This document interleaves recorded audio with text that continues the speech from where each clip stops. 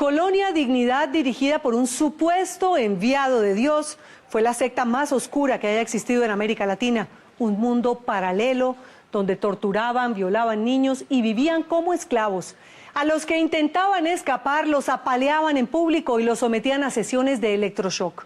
Una secta tenebrosa que hizo y deshizo en las narices de todo el mundo. Es el secreto más vergonzoso de la historia chilena.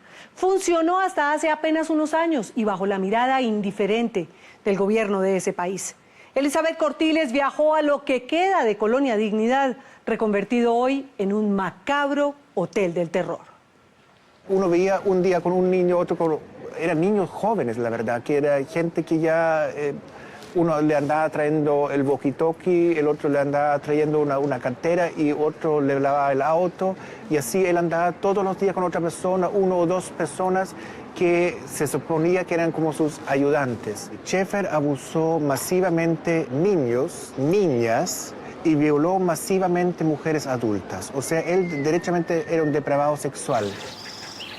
Colonia Dignidad fue la encarnación del mal, la secta más perversa de la historia de América Latina.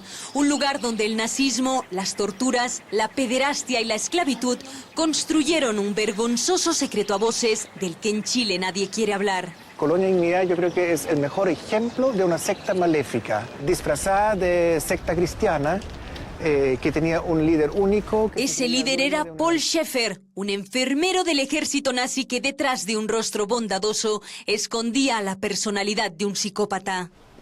En medio de una Alemania todavía rota por la guerra, engañó a 300 personas para seguirlo en su aventura de construir un paraíso cristiano en el Cono Sur y al que llamó Colonia Dignidad. Mis papás lamentablemente cayeron en la trampa de Schaefer, al igual que en la trata de blancas. Se les encerró, se les quitaron los documentos, se les quitó el dinero y obviamente estaban en un país donde no hablaban el idioma, donde no tenían dinero, donde no tenían sus propios documentos. Sí se ve un lugar completamente aislado. Imagínense en los años 60, había una huella de carreta. La colonia está estructurada en 4 niveles. Schaefer, los 12 jerarcas. Winfried Hempel es hijo de la colonia. Vivió en las entrañas de la secta desde que nació y hasta los 20 años. Cuando sale de Colonia no hablaba español. No hablaba español. Nada, no, ni una palabra. Un par de palabras así sueltas, pero nada sustancial. Es uno de los pocos colonos que pudo levantarse de esa pesadilla. En apenas 5 años aprendió español, se graduó en la escuela y se hizo abogado para defender a las víctimas. Logró casarse y a punto de cumplir los 40, cansado y con secuelas físicas por 2 décadas de esclavitud, siente que le entregó media vida al hombre enviado por Dios para protegerlo de los males del mundo. Schaefer hacía prédicas religiosas con la Biblia en mano, Biblia que por supuesto nadie más tenía, solamente él tenía acceso a la Biblia. Él decía que nosotros aquí somos el pueblo elegido por Dios y así se vive y así hay que vivir y todo lo que hay fuera de los muros de la colonia es corrupto, pervertido. Schaefer construyó su pequeño imperio de espaldas al mundo, en un lugar alejado de todo a 400 kilómetros de Santiago de Chile y hoy reconvertido en un macabro hotel del terror. Son las propias víctimas las que manejan el lugar y nos guían como turistas por la casa donde vivió el líder en una versión azucarada de lo que fue Colonia Dignidad. Dice cosas que nunca pasaron aquí. Pero son detalles. Mira, esta es la primera cocina que tenemos, este está nuestro baño. Siento que haber pasado 20 años por la colonia como si hubiera pasado 20 siglos. Los golpes salvajes, los castigos, todo era trabajo de sol a sol. Yo tengo memoria desde los 6, 7 años de edad, estaba en el campo, no había domingo, no había feriado, no había cumpleaños, ni Navidad, ni Año Nuevo, 16 horas diarias de trabajo. A los pocos años de fundar la colonia, Schaefer creó un estado segregado por sexos, en el que todos trabajaban como esclavos en las tierras de cultivo.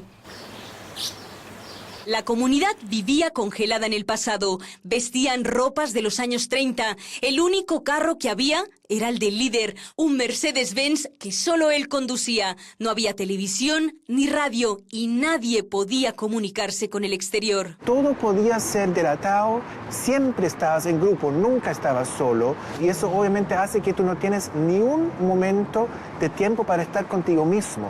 ¿Cómo era la relación con sus papás, señor Hempel? Los padres crecían totalmente separados de los hijos, muchos padres ni siquiera vivían como matrimonio juntos. En el caso de mi padre, yo me di cuenta que cuando él se acercaba al grupo de niños, él trataba de interactuar solapadamente, como a hurtadillas, más conmigo que con otros niños. Y obviamente él hoy día me cuenta que cada vez que él se acercaba fue reprimido en público, fue castigado y todo eso. ¿Sheffer se convertía en el papá de todos? Era como el padre, entre comillas, omnipresente que manejaba el destino de todos. La sombra de ese padre omnipresente sigue llenando de oscuridad lo que ahora llaman Villa Baviera, y ni los vientos helados de la cordillera logran erizar el cuerpo, como lo hacen unas estampas que permanecen prácticamente intactas. ¿Es cierto que Sheffer escogía todas las noches a un niño y dormía con él? Sí, yo lo vi siempre como una persona distante, de presencia oscura, muy imponente. Entonces, cuando llega esa persona y todos prácticamente se paralizan, los más adultos, y quedan así congelados, uno decía, chuta, ahí viene Dios, no sé, un platillo volador. Que esa persona tenía que ser alguien muy importante. Tenía que ser alguien muy importante. Yo nunca me di cuenta que él tenía un ojo de vidrio, lo que significa que yo nunca le miré la cara. ¿Del miedo? Del miedo que uno le tenía. La vida en la colonia fue un eterno castigo, especialmente para los niños, y fueron decenas de menores chilenos los que también cayeron en las garras de Sheffer. Los abusos se producían sobre todo entre los que llegaron primero.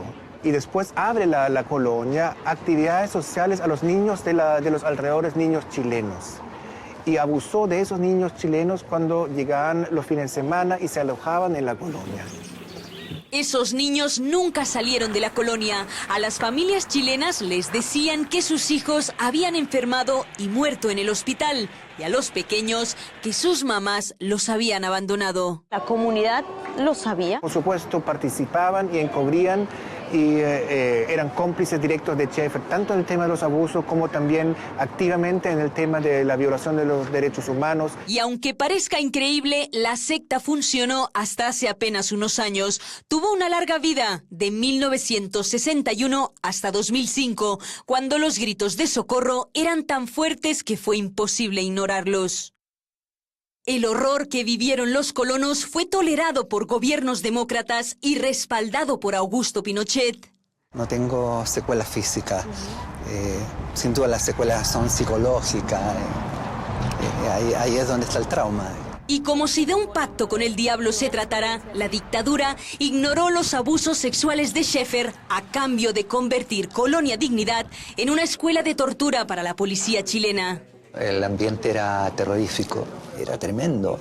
Escuchar lo que le estaba pasando a otro, estaban dispuestos a decir lo que fuera, ¿no? Para que disminuyeran la tortura. Don Gabriel, ¿y le toca el turno a usted? Así es. Me desnudan, aplicaron electricidad, después aplicaron droga, aplicaron cigarrillo encendido. ¿Te quemaron cigarrillos en el cuerpo? Sí, así es.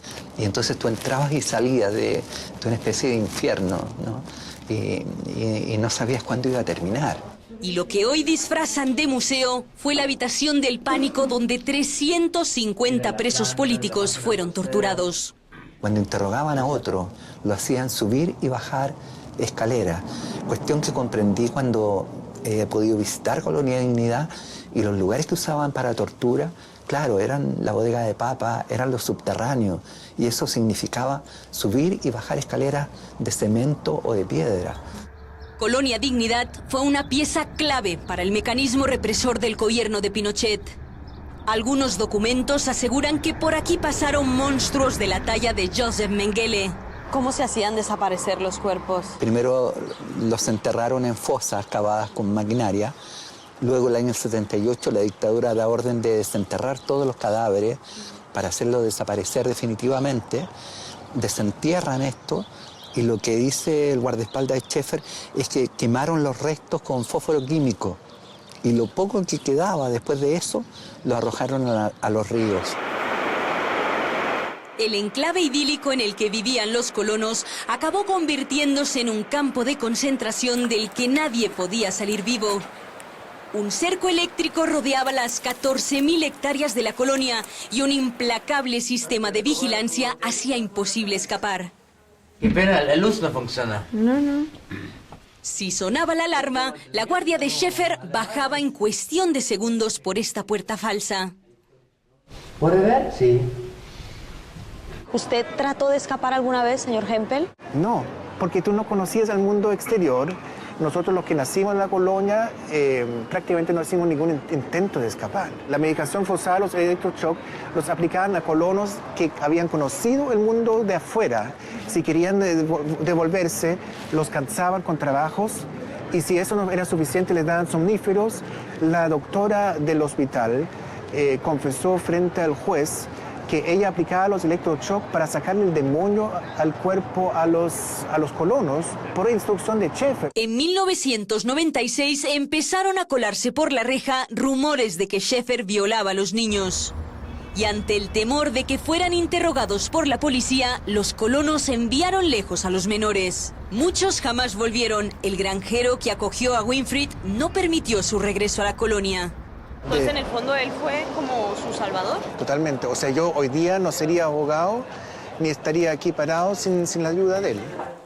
Antes de que Schäfer pudiera ser encarcelado, escapó del país con los millones de dólares acumulados en esta caja fuerte que ganó durante años traficando con armas junto a otros militares nazis. Cuando yo salí a la edad de 20 años, tenía la mentalidad de un niño de 8 años, nunca había vivido en el mundo, no tenía ninguna enseñanza, ni siquiera la enseñanza básica ni media que cualquier chileno tiene. Muchos colonos salieron en cuanto el líder escapó, pero el entorno de Schäfer siguió gobernando con mano de hierro 9 años más, hasta que en el 2005 fue capturado en Argentina. A los 88 años, Schäfer murió plácidamente en la cama de su celda, habiendo cumplido una pequeñísima parte de la sentencia. Schäfer gozó de total impunidad en Chile y ese enclave fue un estado dentro de otro estado, absolutamente inexpugnable. Ahí pasaba cualquier cosa y el Estado chileno y el Estado alemán miraban para el techo. Hace apenas 11 años que Colonia Dignidad desapareció, pero seguro seguirán habiendo más colonias Dignidad en otras partes del mundo. Porque el hombre es el único animal que lastima por diversión y es capaz de repetir una y otra vez los horrores del pasado.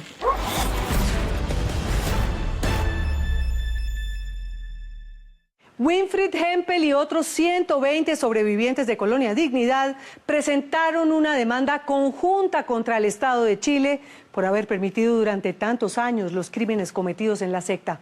Piden al gobierno $1 millón por víctima.